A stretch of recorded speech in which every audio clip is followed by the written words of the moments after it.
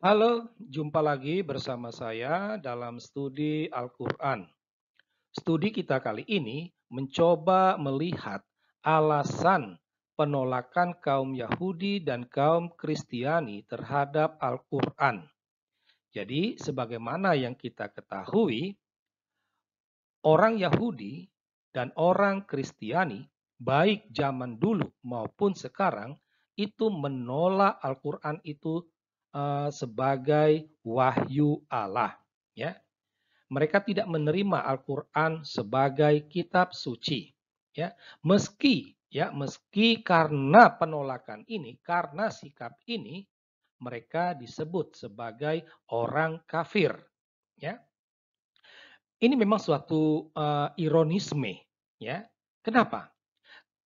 Sekalipun orang Islam tidak menerima Taurat dan Injil, bahkan telah menfitnah bahwa Taurat dan Injil itu sudah palsu, tetap saja orang Yahudi dan orang Kristiani tidak melabeli orang Islam sebagai kafir.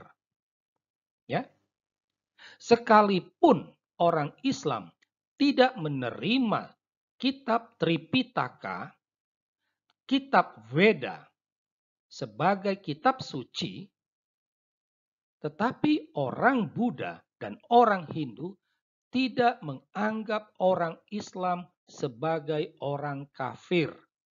Nah, ini sangat menarik.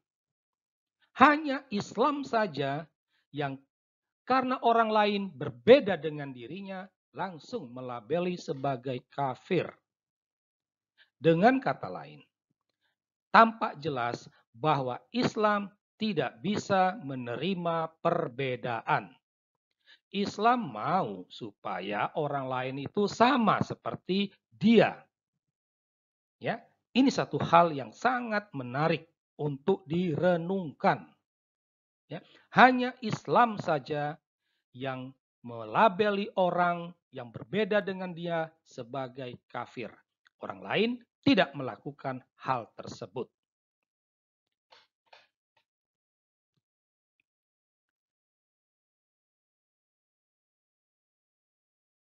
Nah, sekarang kita akan coba melihat sikap kaum Yahudi dan kaum Kristiani terhadap Al-Quran yang nampak dari ungkapan-ungkapan mereka. Ya, untuk mengetahui sikap kaum Yahudi dan Kristiani ini, kita tidak perlu mencari sumber di luar Islam.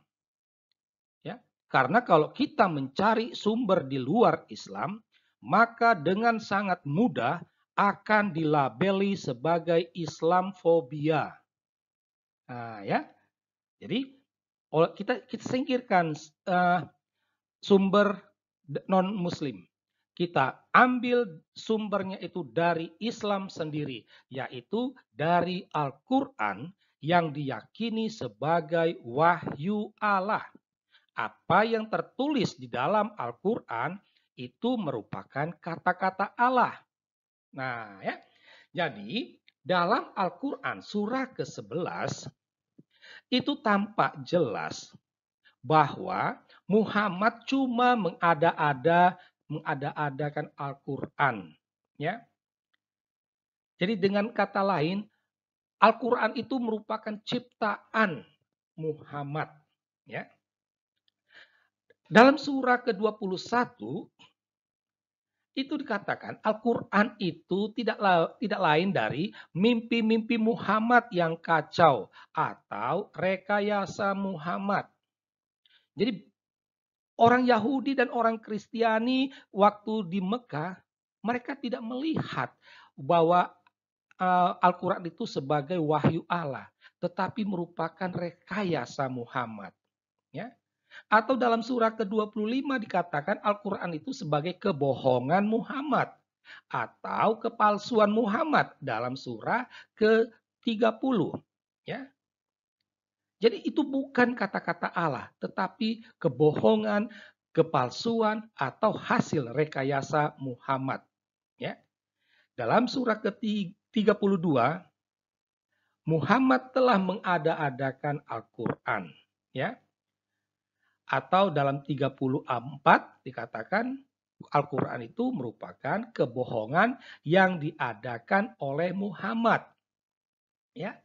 Nah, jadi di sini tampak jelas bahwa dalam Al-Quran sendiri nampak ungkapan-ungkapan yang menjadi sikap dasar kaum Yahudi dan kaum Kristiani bahwa Al-Quran itu bukanlah wahyu Allah, tetapi hasil rekayasa, hasil kebohongan, hasil ciptaan mimpi-mimpi Muhammad yang kacau.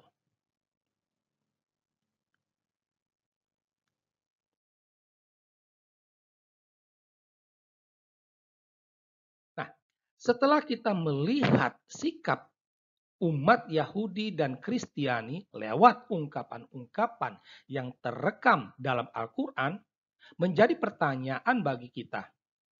Apakah sikap mereka ini ada dasarnya atau tidak? Ini sangat penting.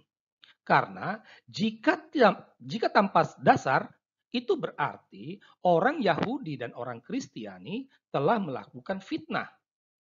Tetapi kalau ada dasarnya, maka ungkapan-ungkapan mereka adalah suatu kebenaran. Ya. Nah, kalau kita membaca Al-Quran, kita akan merasakan ya dasar-dasar atau alasan kenapa kaum Yahudi dan kaum Kristiani menolak Al-Quran. Ya. Yang pertama itu soal penggunaan kata ganti Allah.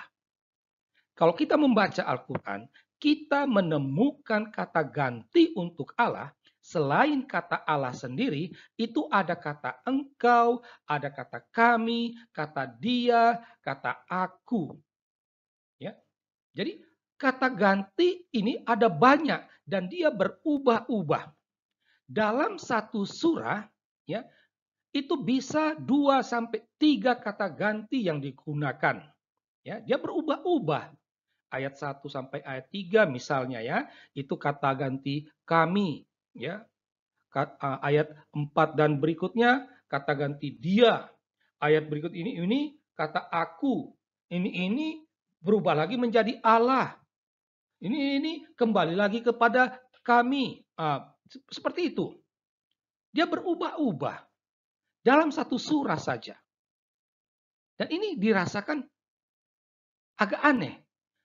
Bagaimana mungkin sumber dari satu dan sama Allah, kok kata gantinya bisa berubah-ubah? Dan selain itu juga dirasakan ini tidak logis. Bagaimana mungkin Allah berbicara dan ini merupakan kata kalimatnya, tetapi menggunakan kata ganti engkau dan kata ganti dia itu untuk Allah. Ini tidak logis. Ya. Ya, ini apa yang dirasakan oleh orang Yahudi dan orang Kristiani pada waktu itu. Bahasanya tidak jelas dan kacau balau. Kalau kita membuka Al-Qur'an, kita akan menemukan di dalam Al-Qur'an itu ada kata, ada frasa yang ada dalam tanda kurung.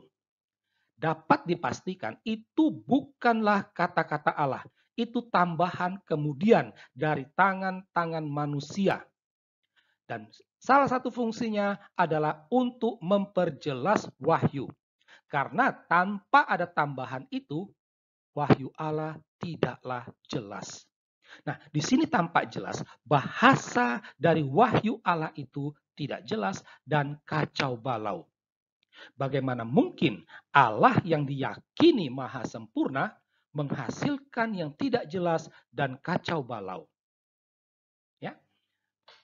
Selain itu juga ada banyak wahyu yang bertentangan dengan tradisi orang Yahudi dan Kristiani. Ya. Salah satu contohnya misalnya soal keberadaan Adam dan Hawa. Al-Quran mengatakan Adam dan Hawa ada di surga. Sedangkan Yahudi dan Kristiani percaya Adam dan Hawa itu ada di bumi. Ini bukan tanpa konsekuensi bagi iman. Ya. Dengan mengeluarkan Adam dan Hawa dari surga, itu mau menunjukkan bahwa surga tidaklah kekal. tidak sesuai dengan fakta historis, ya. Nah, salah satu contohnya adalah soal penyaliban Yesus, ya. Nah, dari sinilah orang Yahudi dan orang Kristiani mengatakan Al-Quran bukanlah wahyu Allah. Demikianlah kajian kita mengapa orang Yahudi dan orang Kristiani menolak, ya, menolak Al-Quran itu sebagai wahyu Allah. Sekian dan terima kasih.